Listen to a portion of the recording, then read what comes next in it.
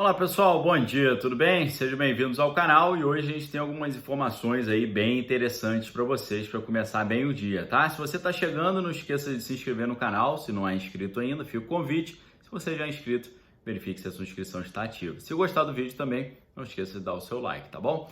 Pessoal, a gente teve ontem o que parece lá o Jantar da Paz, parece que realmente o jantar promoveu a paz aí, a reconciliação. Paz essa que pode trazer importantes dividendos para o Brasil, uma vez que depois dessa crise sanitária e agora a crise econômica, a gente precisa muito ajustar as nossas contas aí com não apenas a reforma administrativa que já foi apresentada ao Congresso, mas também a reforma tributária que ainda não teve um consenso para ser apresentada. Com essa reconciliação entre o ministro Paulo Guedes e o presidente da Câmara, Rodrigo Maia, parece que vai dar tudo certo.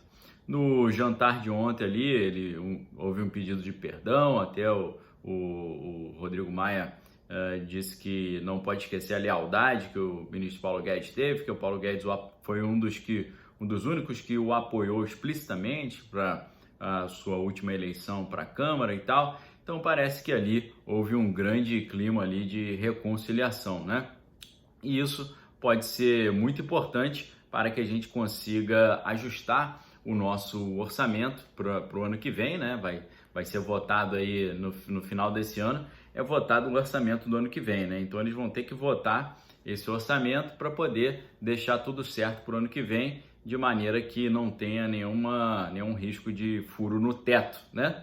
E nas palavras do presidente do Senado, o senador Davi Alcolumbre, que participou também do jantar, né? Ele falou que isso representa um novo iniciar, né? Um novo começo, né? Uma relação de franqueza, de honestidade e tal, que, segundo ele, é natural da vida pública, né? Mas sempre dialogando para construir o consenso. E explicitou ali que a função dele foi apenas referendar, né? E exaltar ali esse gesto político dessas duas autoridades, né, empenhadas em trabalhar pelo Brasil e pelos brasileiros, né? Então, pessoal, a gente tem sempre muitas críticas a fazer às figuras, mas nesse momento é importante que o Poder Legislativo e o Executivo consigam tocar esses projetos e essas reformas.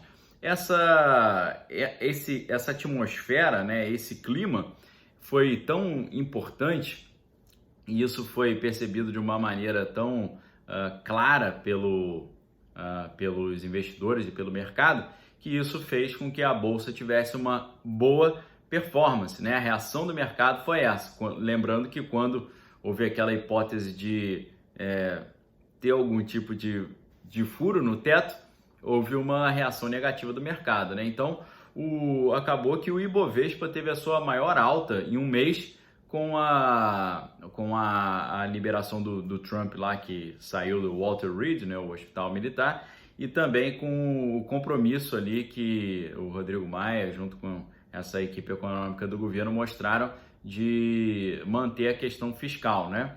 De forma que a Bolsa teve essa alta expressiva e, como geralmente acontece em consequência, o dólar caiu 1,7%. O mercado, então, expressou ou refletiu uma espécie de alívio do ambiente nacional e também ali uma maior expectativa de tranquilidade nas eleições internacionais, tá? E já que a gente falou de bolsa de valores, teve um outro dado muito interessante e elucidativo que mostrou. A própria B3, né, a Bolsa de Nova York, de São Paulo, perdão, trouxe esse dado, que mesmo com a crise, a entrada de empresas na Bolsa, nesse ano de 2020, ela já marcou o dobro do registrado no ano passado, tá? Então foram 12 companhias que colocaram as suas ações no mercado ali da Bolsa entre os meses de janeiro e setembro. Sem falar que ainda tem 41 empresas aguardando a análise da CVM para poder fazer essa operação de IPO, né? O IPO é quando essas empresas começam a funcionar na bolsa, tá? Então, olha que interessante, né? A gente olha o cenário de crise, mas as empresas estão crescendo e a gente já teve mais do que o dobro das empresas que no ano passado começaram a atuar ali na bolsa, tá? E a gente, com relação a esse orçamento aí de 2020, né? Aquela ideia, né? Nós tivemos uma crise sanitária aí, crise econômica sem precedentes, né? Uma quebradeira geral. E como resolve isso, né? A gente sabe que tem mais de 4 milhões de famílias que tiveram no mês passado o auxílio emergencial como sua única fonte de renda.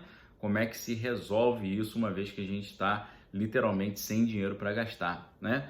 E aí surgiu uma hipótese interessante, porque um grupo lá do Senado trouxe uma ideia que pode ser uma solução, que é a fusão de PECs, tá? Fusão de duas PECs que estão ali para serem operadas, né? Que é a PEC emergencial e a PEC do Pacto Federativo. Se houvesse essa fusão, isso poderia liberar 24 bilhões e meio do orçamento que ficaria liberado para poder financiar o projeto Renda Cidadã, isso sem furar o teto de gastos, tá? Essa perspectiva foi trazida pelo Felipe Salto, que é o diretor executivo da Instituição Fiscal Independente, que é um órgão vinculado ao Senado, tá bom? Então essa fusão poderia liberar um volume incrível de verba que poderia ser usado aí nesse importante projeto para garantir a dignidade dessas famílias, tá?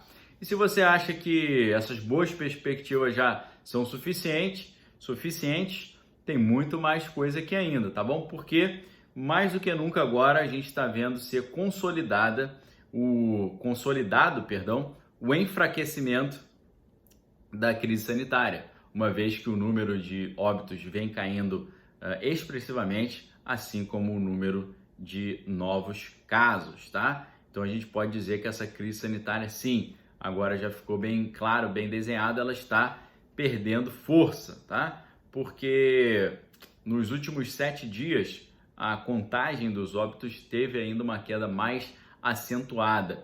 O cálculo é feito com a média móvel, né, de 7 dias, e aí nessa segunda-feira, dia 5, o que a gente viu? A gente viu um número registrado apresentando uma queda de 12,3% em comparação com 14 dias anteriores, tá? Tivemos quedas aí expressivas dentro desse cenário aí dessa crise sanitária. Graças a Deus, o cenário está melhorando e as perspectivas são boas, uma vez que, ao contrário do hemisfério norte, que está saindo do verão e indo para o inverno, nós estamos saindo do inverno e indo para o verão, né? Temperaturas mais quentes, pessoas ficam menos aglomeradas, não fica aquele negócio de um monte de gente, janela fechada, né, tentando se proteger do frio e isso gerando aglomeração. Pelo contrário, né, mais atividades ao ar livre, mais atividades ali que são menos propícias a esse tipo de propagação. Tá certo, pessoal? Então, temos aí notícias legais para a gente abrir essa terça-feira, tá? Fica o convite para você se inscrever no canal, caso ainda não seja inscrito. Se você já é inscrito, verifique se a sua inscrição está ativa, tá? Tem uma dica legal para você. Segunda-feira, se Deus assim permitir, nós vamos abrir a primeira turma do curso Manual de Sobrevivência do Cristão no Século XXI. Vamos falar de história, filosofia, história do pensamento, muitas coisas legais, a própria teologia, né? E a maneira como você pode ali defender a sua fé diante dos argumentos contrários, uma vez que o próprio apóstolo Pedro ensina na Bíblia, em 1 Pedro 3,15, estejais preparados para dar a razão da tua fé a todo aquele que vos pedir, tá? Então, se você quiser, você pode clicar aqui embaixo, seja membro. Você se tornando membro do canal Daniel Lopes, você vai ter acesso ao conteúdo exclusivo, que é o Direto do Bunker, nome destacado no comentário, selo de membros, emojis exclusivos, e além disso, você vai ter desconto para fazer esse curso conosco, tá? É um curso de mentoria, um curso que a gente vai ter um acompanhamento mais aproximado, vai ser bem interessante para vocês estudarem aí conosco, eu tenho certeza que vai valer a pena, tá bom? Em breve a gente vai liberar aí a página do curso que você vai poder ver mais informações e a partir de segunda-feira se inscrever, tá bom? Pessoal, obrigado pela audiência, Deus abençoe vocês, peço a Deus aqui que proteja todos nós das enfermidades, da falência, do desemprego, e peço também que a gente tenha uma semana abençoada, um dia abençoado aí de vitórias e boas notícias para a nação brasileira, tá bom? Fique com Deus, examine todas as coisas e retém que é bom. Um abraço, valeu!